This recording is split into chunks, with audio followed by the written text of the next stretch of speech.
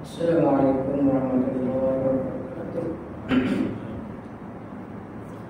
Innal hamdalillah nahmaduhu wa nasta'inuhu bihi wa nastaghfiruh wa na'udzu billahi min shururi anfusina wa min sayyiati a'malina. Man yahdihillahu fala mudilla lahu wa man yudlil fala hadiya lahu. Asyhadu an la ilaha illallah wahdahu la syarika lahu wa asyhadu anna sayyidana Muhammadan abduhu wa rasuluh. Allahumma shalli wa sallim ala sayyidina Muhammadin wa ala alihi wa ashabihi wa man tabi'ahum bi ihsan ila yaumiddin. Subhanaka la ilma lana illa ma 'allamtana innaka antal alimul hakim. Qala rabbi shrah lana sudurana wa yassir lana amrana wahlul 'uqdatam min lisani yafqahu qawlana. Rabbi zidna 'ilma warzuqna fahma. Rabbi yassir wa la tu'assir. Rabbi tammim bil khair. Allahumma inni istawda'tuka ma qara'tuhu farudhu ilayya 'inda ilayk. Allahumma inni istawda'tuka ma qara'tuhu farudhu ilayya 'inda ilayk. Allahumma inni istawda'tuka ma qara'tuhu farudhu ilayya 'inda ilayk. La haula wa la quwwata illa billahil 'azim. Qala Rasulullah sallallahu alaihi wasallam, "Man yuridillahu bihi khairan yufaqihu fid-din." Alhamdulillah, marilah kita sama-sama senantiasa tidak melupakan untuk memanjatkan kesyukuran kepada Allah Subhanahu wa taala di atas segala limpah kurnia, nikmat dan kasih sayangnya ke atas kita dalam menjalani kehidupan seharian, di atas peluang dan juga ruang yang masih diperuntukkan untuk kita bagi meneruskan dan menghabiskan sisa-sisa kehidupan kita, sisa-sisa umur kita yang masih berbaki di atas dunia ini, untuk kita melaksanakan tuntutan kehambaan kepada Allah Subhanahu wa taala, untuk menjadi seorang hamba yang bertakwa dalam arti kata yang sebenar, yakni dengan menjunjung patuh segala perintah Allah Subhanahu wa taala dan meninggalkan segala larangan-larangannya. Seterusnya kita mengajak umat manusia untuk melakukan perkara-perkara yang ma'ruf, dan kita bersama-sama dengan segala kekuatan dan kekuasaan yang kita ada untuk menghalang kemungkaran dari terus berlaku dan terus subur di atas muka bumi ini. Alhamdulillah, bersyukurlah kita kepada Allah Subhanahu wa taala juga, karena dengan umur yang kita ada ini, kita dapat bertemu dengan 10 hari yang terbaik pada bulan Zulhijjah, dan hari ini kita berada menghulu segala hari, hari Jumaat, berbetulan pula dengan hari yang ke-8, hari Tarwiyah, daripada hari ke-8 daripada bulan Zulhijjah, yang mana kita dianjurkan untuk melaksanakan puasa di siang hari. Alhamdulillah, kita dapat kebaikan-kebaikan ini, kita dapat kemuliaan-kemuliaan ini. Cuma kita nak kena tentukan bagaimana kita dah isi hari-hari terbaik yang Allah Ta'ala berikan kepada kita ini sebagai bekalan kita untuk bertemu dengan Allah Subhanahu wa taala. Alhamdulillah, jangan pernah kita lupa kepada Tuhan yang memberikan segala nikmat ini, dan jangan pernah kita lupa di atas segala bentuk ujian dan dugaan yang Allah timpakan kepada kita untuk mengingatkan kita supaya kembali merasakan kebesaran dan keagungan Allah Subhanahu wa taala. Jadi pada malam ini sebelum kita sambut kedatangan Hari Raya Aidil Adha ataupun Hari Raya Kurban, sehari lagi kita sambung pengajian kita sebagai tuntutan fardu ain ke atas kita, iaitu menuntut ilmu, menambah kefahaman supaya menjadi tanda yang kita ini di antara mereka ataupun insan-insan yang Allah Subhanahu wa taala inginkan kebaikan kepada kita. Baik. Jadi insya-Allah kita sambung kongsian kita menggunakan kitab Mustika Hadis jilid yang pertama. Hadis yang pertama bertajuk Pimpinan Rasulullah sallallahu alaihi wasallam. Dalam bab sebenar-benar perkataan dan sebaik-baik jalan pimpinan. Pada perjumpaan dahulu kita telah pun berkongsi berkaitan dengan kitabullah adalah sebenar-benar perkataan.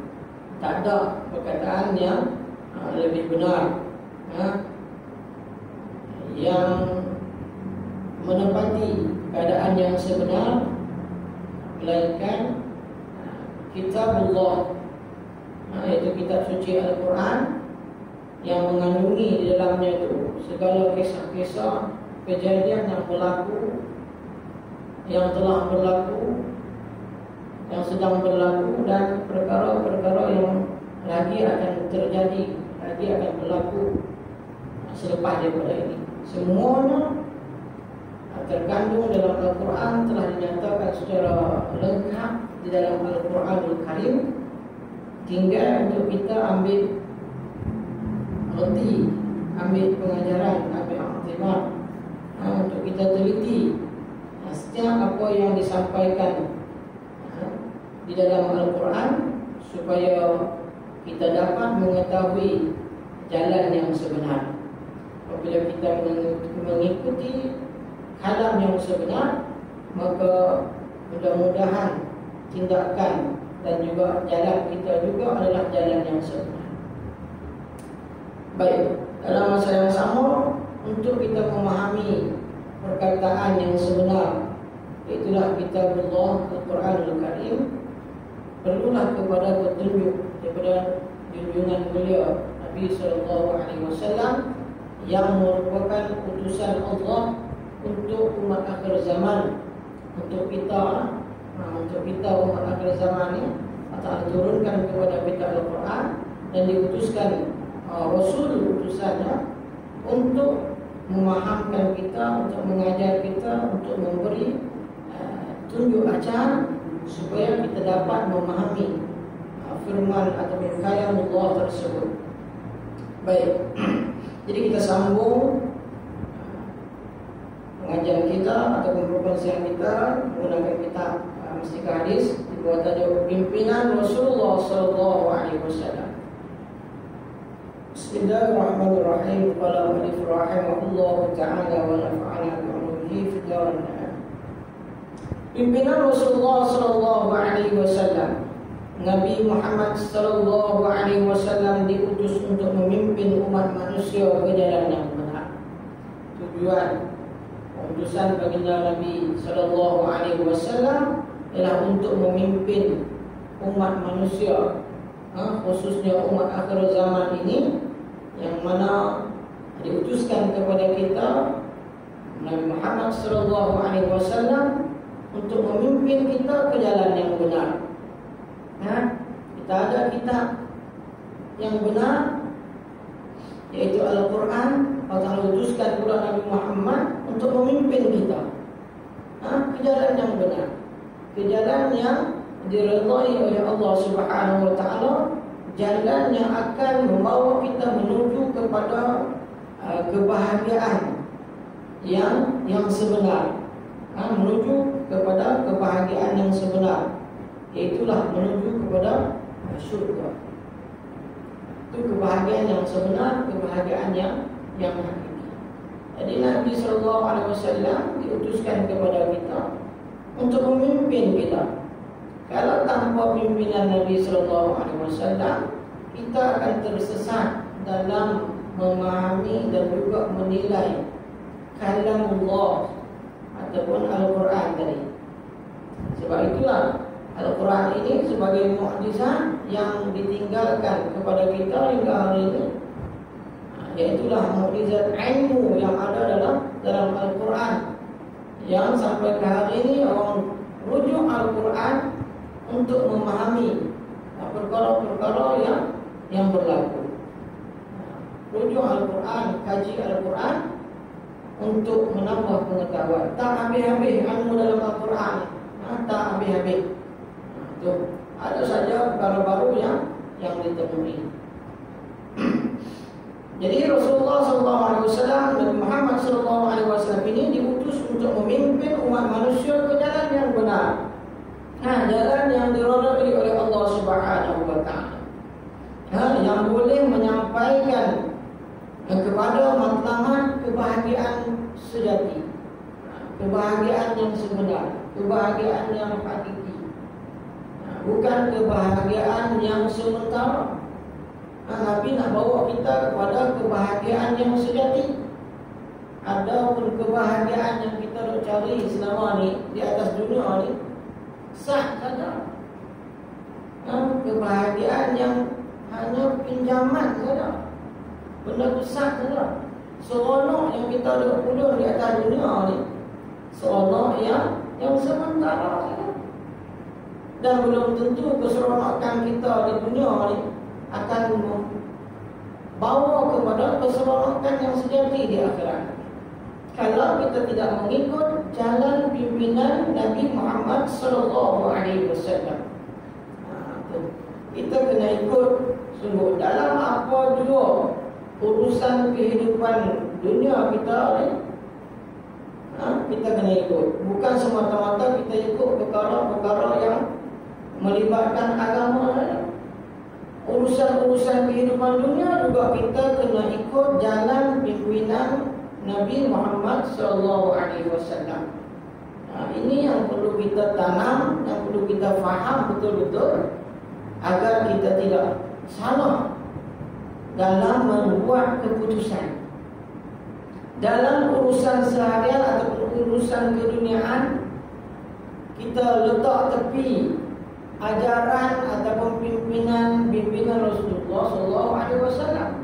Kita nak ikut semata-mata dalam urusan akhirat saja, tak boleh. Sebab Nabi Muhammad SAW ni dia bukan ajak para akhirat semata-mata. Urusan dunia juga dia bagi tunjuk ajaran. Urusan dunia juga dia bagi tunjuk ajaran. Urusan kepimpinan juga dia bagi tunjuk ajaran. Bukan semata-mata nak urusan sembahyang, puasa, zakat, haji semata-mata. Itu perlu kita fahami betul-betul. Kita kena tanam betul-betul dalam diri kita. Agar kita tidak memisahkan urusan dunia kita dengan urusan akhirat kita. Urusan agama dengan urusan dunia kita tak pisahkan. Sebab dalam Al-Quran kata udkhulu fis silmi kafah, masuk dalam agama Islam secara keseluruhan, sempurna, masuk bagi sempurna. Amalkan Islam ini dengan sempurna. Jangan amal yang mana kena dengan jiwa dan hati kita, dengan nafsu kita terima. Yang asal bertentangan dengan kehendak nafsu kita tolak. Tak boleh. Mestilah secara syumul, secara sempurna, secara menyeluruh kita menerima Islam ataupun ajaran yang dibawa, yang berada di bawah pimpinan Nabi SAW. Karena apa? Karena jalan pimpinan Nabi SAW ini ialah jalan yang benar, yang boleh membawa kepada matlamat kebahagiaan yang sejati. Kebahagiaan yang sejati, kebahagiaan yang sebenar. Bukan tipu daya, bukan fata morgana. jalan pimpinan baginda adalah sebaik-baik jalan pimpinan, kerana pimpinan baginda adalah dengan panduan wahyu malaikah yang diutus oleh Allah Azza wa Jalla, pencipta seluruh alam. Itu sebab itulah jalan pimpinan Nabi sallallahu alaihi wasallam ini adalah jalan pimpinan yang sebaik-baiknya. Sebab apa? Sebab melalui panduan wahyu. Apa yang Nabi beritahu, apa yang Nabi sampaikan adalah wahyu.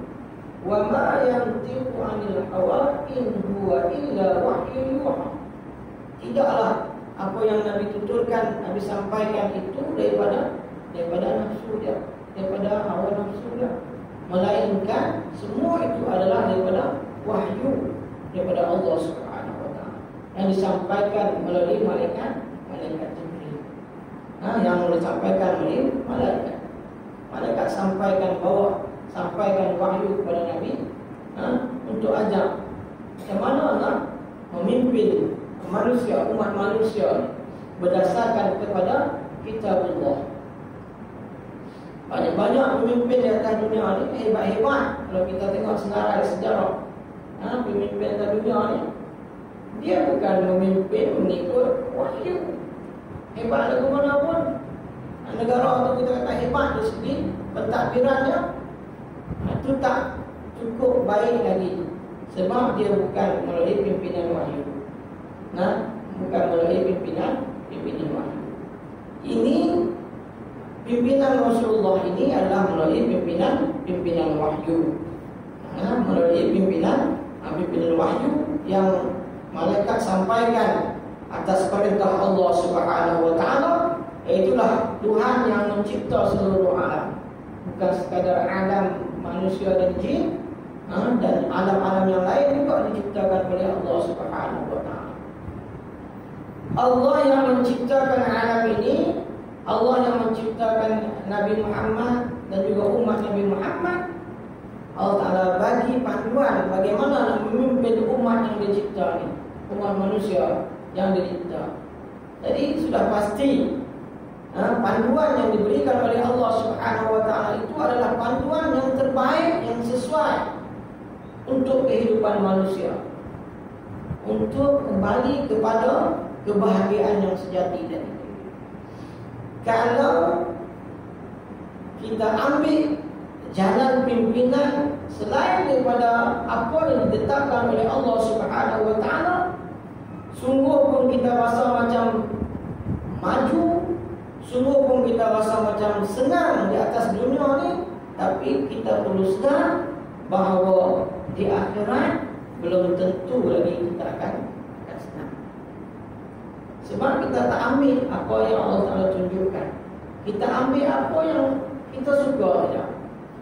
Sebab itulah undang-undang dalam dunia ni mana sama setiap negara. Tak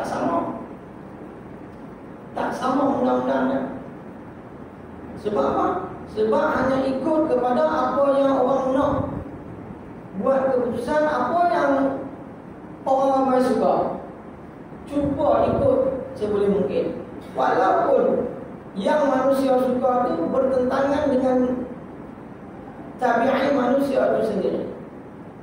Nak ikut apa yang manusia suka sampai membelakangkan apa yang telah ditetapkan oleh Allah Subhanahu wa taala. Jalan pimpinan yang ditunjukkan oleh baginda Nabi Muhammad sallallahu alaihi wasallam diketepikan semata-mata nak kekalkan sokongan dan juga hormatan orang kepada kita. Kita ikut apa yang Allah nak. Walaupun benda itu mendatangkan kemurkaan Allah Subhanahu wa taala. Kita mensolok. Kita rasa senang dengan apa yang kita buat, tapi bertentangan dengan apa yang diperintahkan, apa yang diwahyukan oleh Allah Subhanahu wa taala, maka siap sedialah. Kalau tak kena di dunia, maka kita takkan terlepas dalam kehidupan akhirat. Atas dunia ni kita boleh buat apa yang kita suka. Kita boleh cakap apa yang kita cakap. Kita boleh beli apa yang kita nak beli. Kita boleh tolak apa yang kita nak tolak. Selagi mana tak sampai ajal, kita buatlah.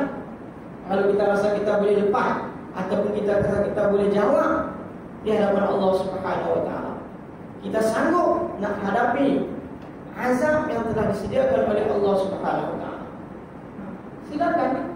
Tapi kalau kita tak mau, kita tak sanggup, maka tak dapat tidak, kita mestilah mengikut jalan pimpinan yang ditunjukkan oleh baginda Nabi sallallahu alaihi wasallam, yang mana jalan pimpinan inilah yang merupakan jalan pimpinan yang berpandukan kepada petunjuk wahyu Allah Subhanahu wa taala, yaitu Tuhan yang menciptakan seluruh alam.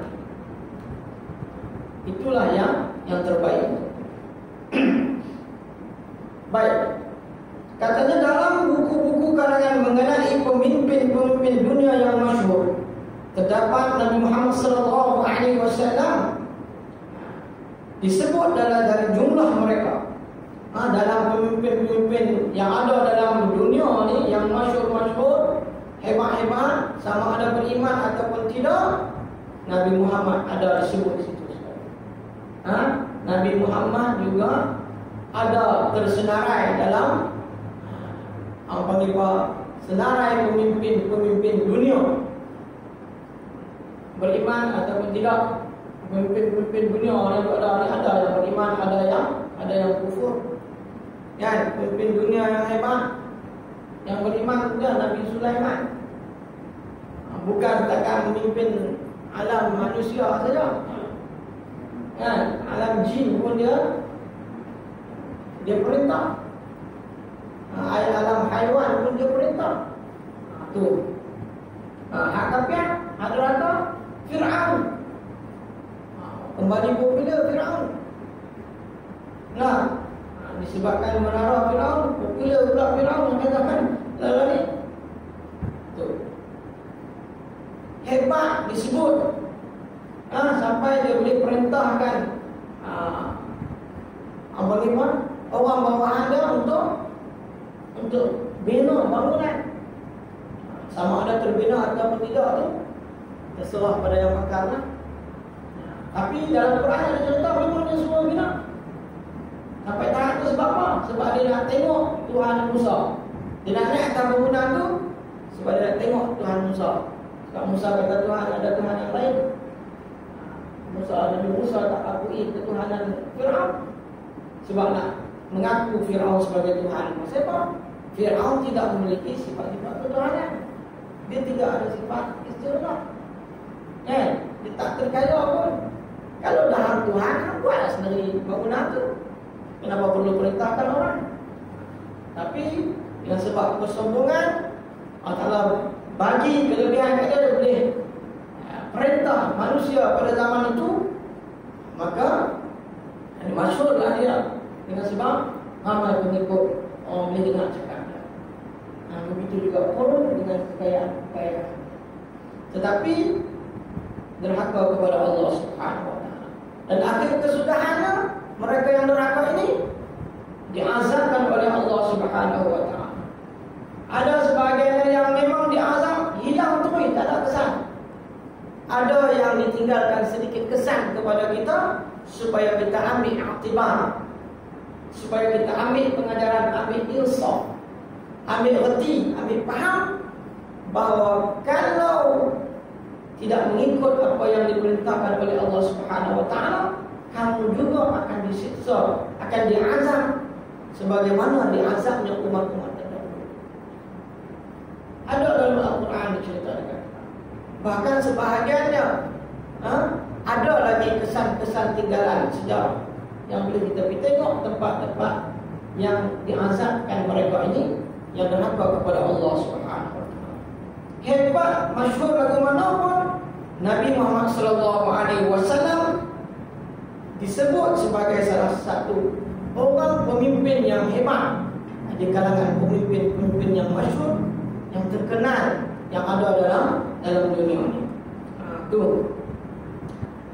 Sungguh benar baginda termasuk dalam jumlah pemimpin-pemimpin dunia yang terkenal. Sebab tu dalam tempoh, dalam satu majalah dia buat analisis dan tempoh 150 tahun terdapat lebih daripada 60,000 buah buku dibuat, ditulis, dikeluarkan untuk menyerang Islam. Sebab apa? Sebab hebatnya kepimpinan Rasulullah SAW boleh pengaruh siapa saja yang tengok. Bukan setakat manusia, binatang pun rindu dekat dia, pokok pun rindu dekat dia. Bukan katakan manusia. Jadi bila kehebatan Nabi Muhammad SAW sampai macam tu, mereka usaha untuk burukkan Islam, burukkan ajaran yang dibawa oleh Nabi Muhammad SAW. Terkenal sampai sanggup buat buku untuk burukkan Islam, buat buku untuk burukkan Islam. Dan setiap hari lebih daripada sebuah buku yang dibuat, ditulis, dikeluarkan untuk burukkan Nabi Muhammad SAW. Pemimpin yang hebat. Hebat-hebat Nabi Muhammad, tetap ada orang yang benci, orang yang tak suka. Sebab apa? Bila orang tengok kepada Nabi Muhammad, dia tak mau, sanggup yang dulu berpegang dengan ajaran tok nenek moyang terdahulu, tinggal. Pemimpin-pemimpin jahiliyah yang ada di Mekah tercabar, tergugat. Dia punya tahap hormat tu bila Nabi Muhammad SAW diangkat untuk jadi pemimpin. Sebab itulah zaman kita ni baru-baru ni pun bagaimana kita tengok negara India buat ahli-ahli politik mereka cakap burukkan Nabi Muhammad, burukkan Islam, tanamkan rasa benci kepada Islam, rasa takut kepada Islam dengan dimomokkan perkara-perkara yang tidak benar tentang Islam. Kata Islam ni jahat, Islam ni pengganas. Setiap apa yang berlaku dia nak kaitkan dengan Islam, bagi nampak Islam ni teruk, bagi nampak Islam ni mengongkong umat dia. Hakikat sebenarnya bukan macam tu. Sebab Islam ini agama yang Allah Ta'ala iktiraf, yang Allah Ta'ala terima, satu-satunya agama yang Allah Ta'ala terima. Di sisi dia adalah Islam. Dan kita ikutlah Islam dah. Tak perlu kita bimbang, tak perlu kita ragu lagi lah dengan pegangan kita, dengan kefahaman kita tentang Islam. Kerana Islam ini adalah Islam ataupun agama yang berada di bawah bimbingan panduan wahyu Allah Subhanahu wa taala, dan pemimpin yang masyhur, yang terkenal, yang memimpin umat ini adalah Nabi Muhammad sallallahu alaihi wasallam, yang dikagumi oleh kawan dan juga lawan. Lawan pun kagum, cuma tak tunjuk saja respect kepada Nabi Muhammad sallallahu alaihi wasallam. Sebab tu para sahabat sanggup buat apa saja untuk mempertahankan baginda Nabi sallallahu alaihi wasallam. Sanggup jadikan badan sendiri sebagai benteng daripada anak-anak dalam peperangan. Ada saja orang yang menyakiti Nabi, bangkit daripada ni, nak cabut pedang apa? Tu sampai terang tu pertahankan dengan Nabi sallallahu alaihi wasallam. Zaman kita pun kena ada macam tu. Nah, tunjuk kehebatan Islam. Kena tunjuk mana kita. Kalau orang hina Nabi Muhammad sallallahu alaihi wasallam, pemimpin yang hebat, yang boleh mempengaruhi siapa saja yang tengok dia. Siapa saja yang tengok dia boleh pengaruh. Daripada benci sebenci-bencinya, boleh jadi sampai sayang. Tak ada manusia yang lebih dia sayang selepas pada tu melainkan Nabi Muhammad sallallahu alaihi wasallam.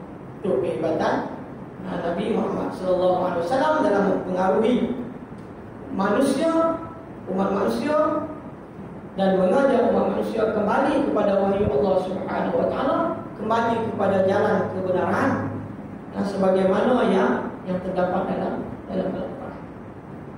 Sebab itu Nabi Muhammad SAW ini termasuk dalam jumlah pemimpin dunia yang terkenal. Kalau banyak pemimpin dunia yang kita kenal, yang masyhur, yang disebut, yang kita tahu, Nabi Muhammad juga ini disebut salah seorang daripada. Baik, tetapi yang lebih benarnya ialah pimpinan Rasulullah sallallahu alaihi wasallam.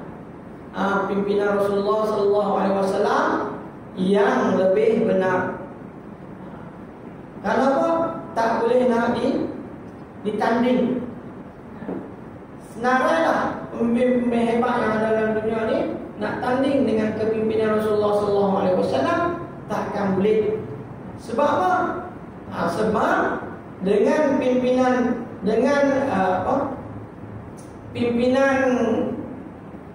pemimpin dunia yang lain yang ada dalam dunia ni tak boleh nak tanding dengan Nabi.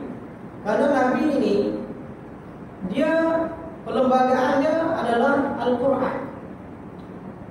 Apa perlembagaan pemimpin dunia ni yang kita kagum sangat? Kita nampaklah sering disebut kata hebat sangat tu. Apa panduan mereka? Apa perlembagaan mereka? Apa rujukan mereka? Sebab itulah dalam ramai pemimpin dunia yang ada tak boleh nak menandingi kepimpinan Rasulullah sallallahu alaihi wasallam, kerana pimpinan Rasulullah sallallahu alaihi wasallam adalah berpandukan kepada wahyu Allah Subhanahu wa taala. Ikut di situ. Berpandukan kepada wahyu Allah.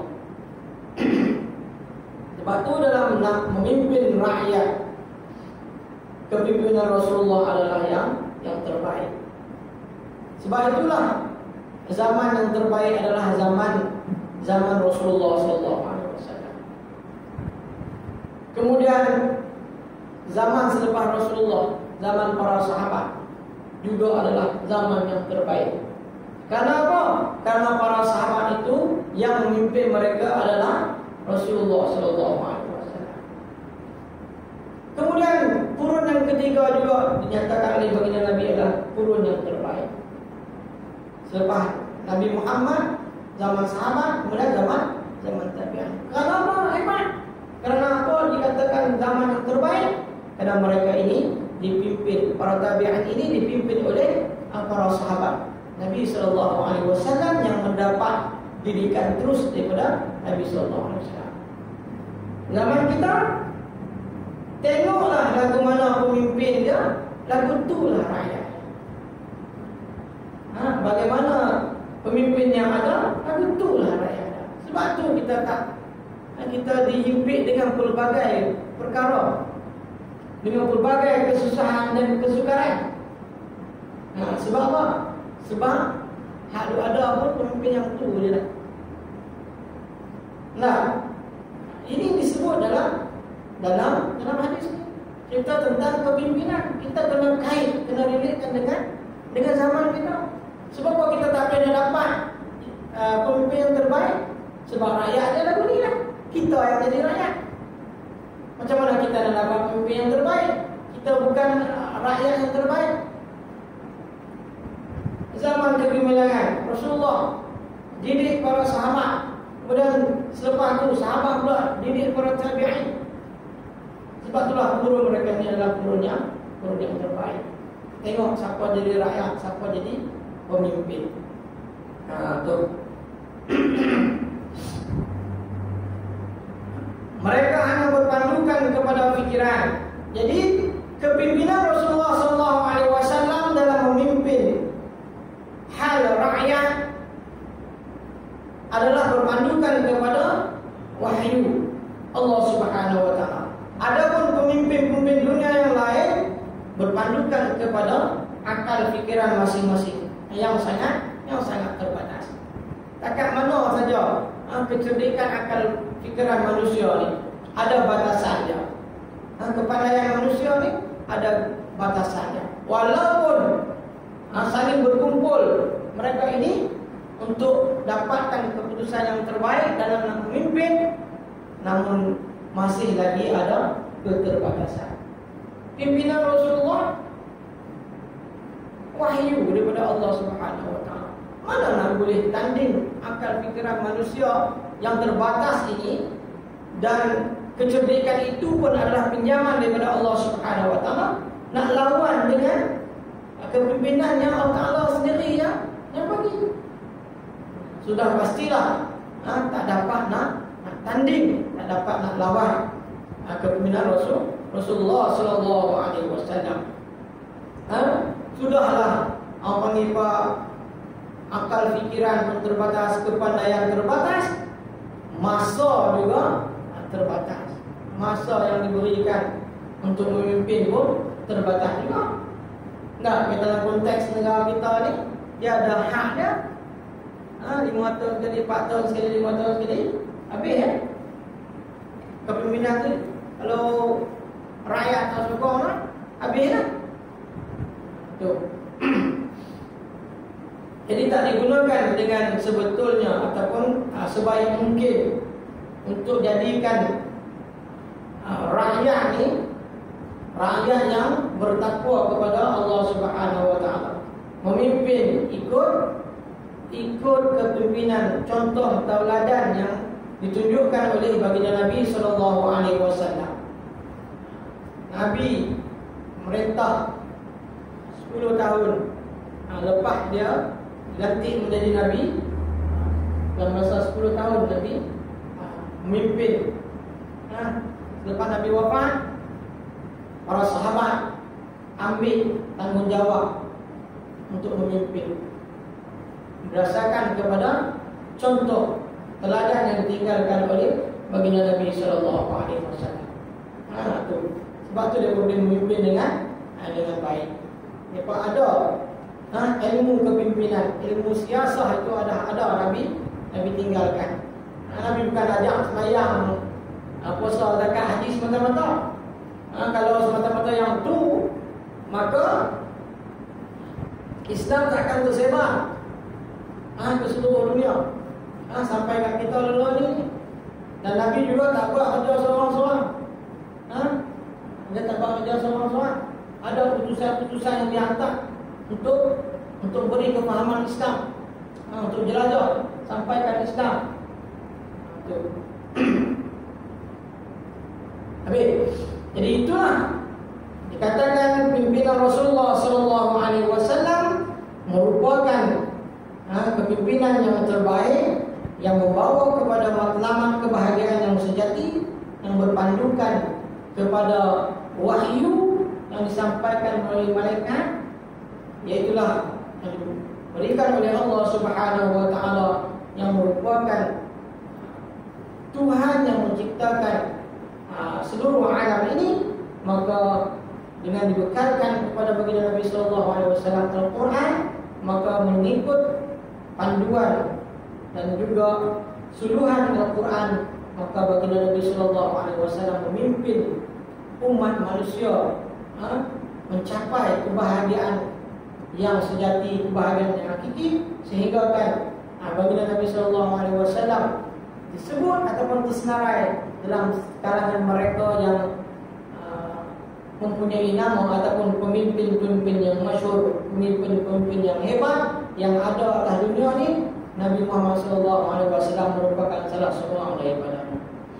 Kalau nak banding semua sekali, tak ada siapa pun boleh lawan. Maksudnya tiada tandingan lah kepimpinan Nabi SAW ni. Sebab kepimpinan Nabi SAW ini berpandukan kepada wahyu. Adapun kepimpinan pemimpin-pemimpin yang lain hanyalah berpandukan kepada akal fikiran masing-masing yang sangat terbatas, berpandukan kepada kecerdikan yang terbatas, dan juga berpandukan kepada apa yang dikehendaki oleh orang banyak ataupun orang ramai.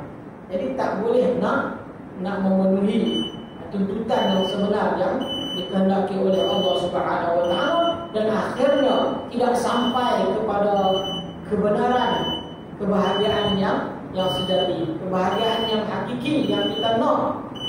dalam mengikut pemimpin ni, kita nak pemimpin itu bawa kita ke jalan kebenaran, bawa kita menuju kepada Allah Subhanahu wa taala, bawa kita menuju keredaan Allah Subhanahu wa taala. Karena kita bukan nak hidup lama di atas dunia ni.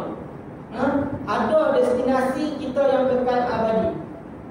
Kita nak kembali ke negeri yang abadi, negeri yang abadi, yang selama-lamanya, dan kita nak hidup dalam kebahagiaan yang sebenar. Tumpang sebentar di atas dunia ni untuk kita sampai kepada negeri yang kekal abadi, hidup dengan kebahagiaan yang sebenarnya, iaitulah di dalam syurga Allah Subhanahu wa taala. Oleh sebab itu betapa perlu dan pentingnya menjadi kewajipan kepada kita untuk menentukan kepimpinan macam mana yang kita nak pilih, yang kita nak lantik, yang kita nak angkat, supaya kita tidak mengundang kemurkaan Allah Subhanahu wa taala. Kalau kita silap pilih, kita silap angkat, maka kita angkat mereka yang mendurhakai Allah Subhanahu wa taala. Akhirnya negara kita ni akan dipimpin ikut hawa nafsu dan tidak mengikut panduan wahyu Allah Subhanahu wa taala, maka akan binasalah kita dalam kehidupan dunia ni. Kita tak akan dapat kebahagiaan, kita tak akan dapat kesenangan, kita tak akan dapat hidup dengan cara yang aman dan damai, apatah lagi di akhirat nanti kita akan menerima azab daripada Allah Subhanahu wa taala dengan sebab salahnya tangan kita memilih pemimpin yang tidak mengikut apa yang telah ditinggalkan oleh baginda Nabi sallallahu alaihi wasallam. Amin. Itulah pimpinan Rasulullah sallallahu alaihi wasallam.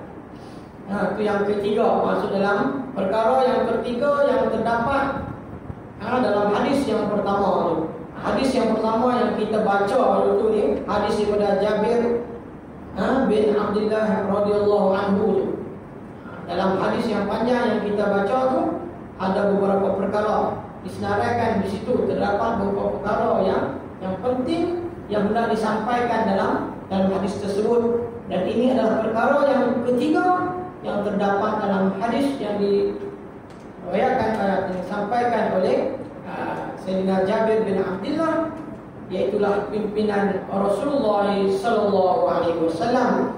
Insyaallah pada pertemuan kita yang akan datang kita akan masuk pula pada membicarakan perihal yang keempat yang terdapat dalam hadis tersebut, iaitulah perkara-perkara baru yang diada-adakan dalam urusan agama. Wallahu subhanahu wa ta'ala a'lam. Al-Fatihah. A'udzu billahi minasyaitonir rajim. Alhamdulillah. Iyyaka na'budu wa iyyaka nasta'in. Bismillahirrahmanirrahim. Allahumma rabbana fa'alna bima 'allamtana wa 'allimna ربنا ديننا ما أحلفت لنسابك ربي وفقنا وفقكم لما تقتضي ولا موفق ما تقتضي ولا حالا دائما وأخلنا يا على من تزول خير وفقنا شرفنا أسلحنا الرشول وأخر برضا منكم وجل ربنا ربنا كريم ولا تأتينا رسول من وفق الرسل أنت أكرم صدر وصلاة الله الطيب المصطفى من إلى حق دعاء وعلم وفاة كتاب فيه إنها الشفاء وعلى آل الكرام شرفا وعلى أصحاب المصابيح الغرار. اللهم اهدنا بهداك واجعلنا ممن يستمع برضاك ولا تخذلنا وليا سواك ولا تجعلنا ممن خلف أمرك وعصاك. وحسبنا الله ونعم الوكيل ولا حول ولا قوة إلا بالله العلي العظيم. صلى الله على سيدنا محمد وعلى آله وصحبه أجمعين والحمد لله.